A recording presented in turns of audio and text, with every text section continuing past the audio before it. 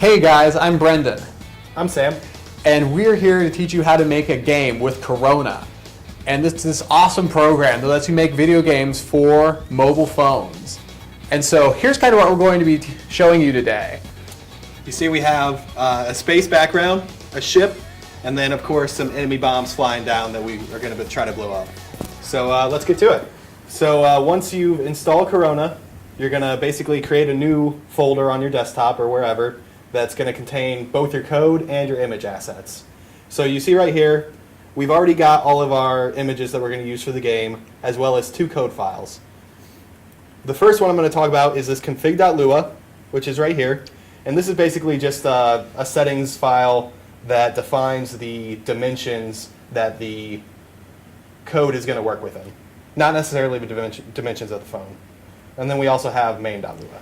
And so main is kind of the mother load for your code. That is where it's at, that is where everything is stored.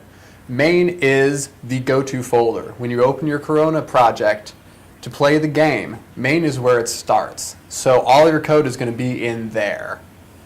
All right, and so the first bit of code we're going to throw in there is actually going to display the starry background that you saw earlier.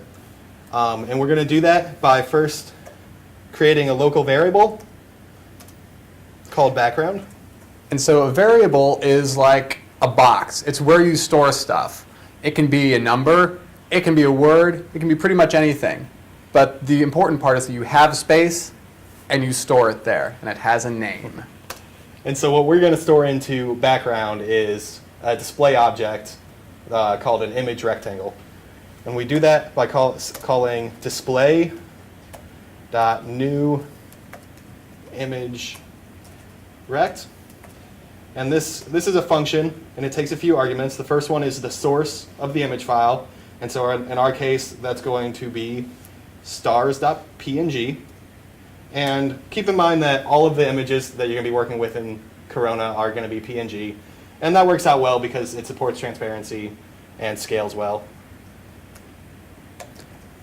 And so for those of you that don't know, a function is pretty much like a way of telling your program to do something specific. Like we can run, and so if Sam here could have a run function, when you tell him to run, that's what he does. And the arguments are the things that you need to do that action that you're telling it to do. Like for Sam to run, he has to have feet. He has to have legs. He doesn't have legs, he can't really run. So with our Corona function, you have to pass the arguments to the function, then it can do what you need it to do. All right. And the other 2 arguments this one needs are its width and height. And so in this case, we're going to use the width and height that we defined in the config file, and that will make the stars fill our entire screen. So that's going to be 320 by 480. Now, if we just run this right now, what you're going to see is the stars up in the corner not really looking right. And the reason for that is the reference point for the image is dead in the center, and it gets centered up on the top corner. So we want to fix that with a function called background set reference point.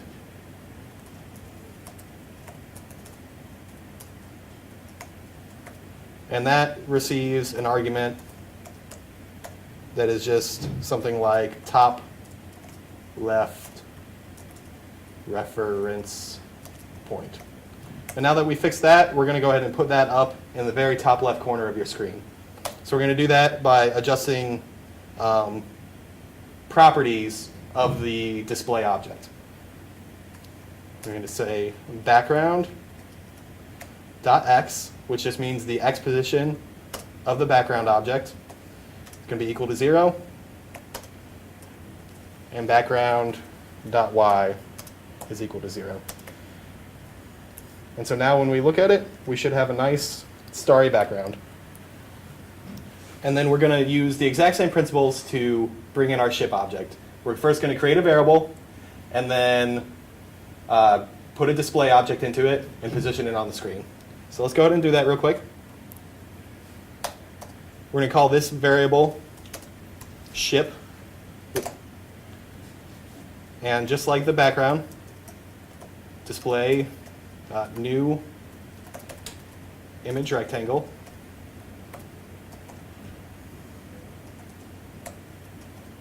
And the dimensions for this one are 92 by 100. Obviously, if you're using different images, you're going to have different dimensions and position things differently. This one, when we just want to go ahead and put it down at the very bottom of the screen. So we are going to use a new concept called display content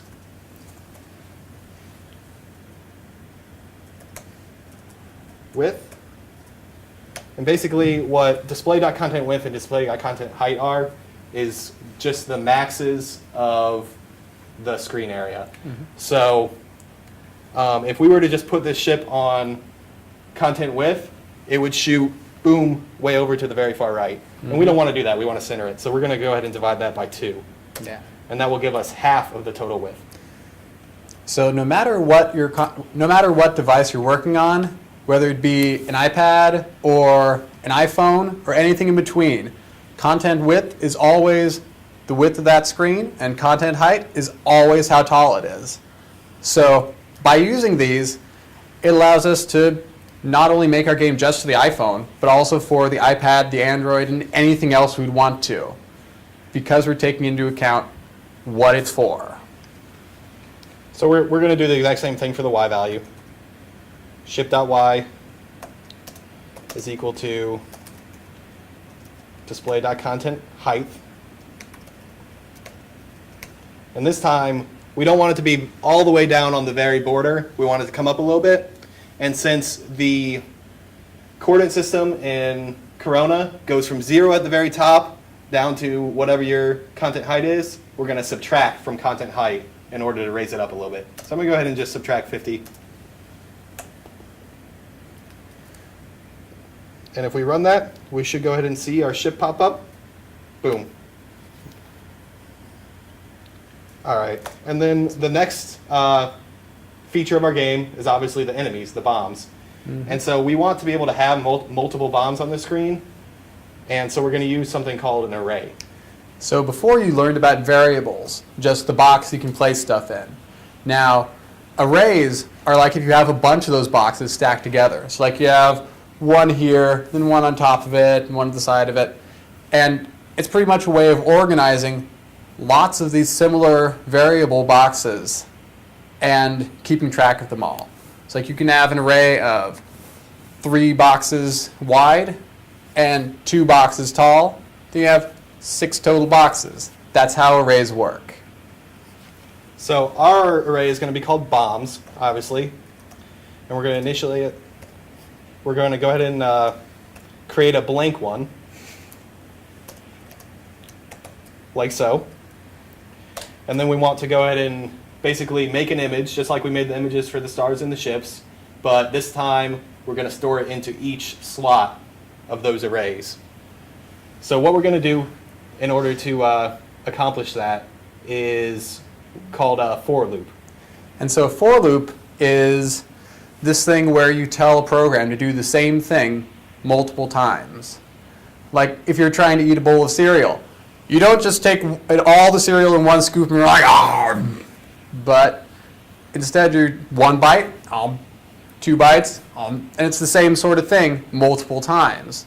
Pretty much a for loop tells the computer, do this thing this many times. And then it's like, okay, awesome, I got it.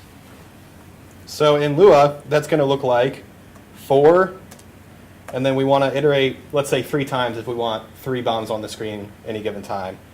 You create this I, which is basically just the counter. As you loop, I is going to increment, 1, 2, 3. So I from 1 to 3, do, and then we're going to do end. And basically what you're telling Corona is everything between do and end, we want to do 3 times. So what do we want to do? We want to create the image. So we're going to go ahead and call, just like we did before, display new image rect. But this time, we're going to put it into the array slot. So the way you do that is by calling bombs. If you recall, that's our array. And then these square brackets with the I in there. And so each time we go through the loop, you're going to be pointing at a different slot in the array because the I will be changing.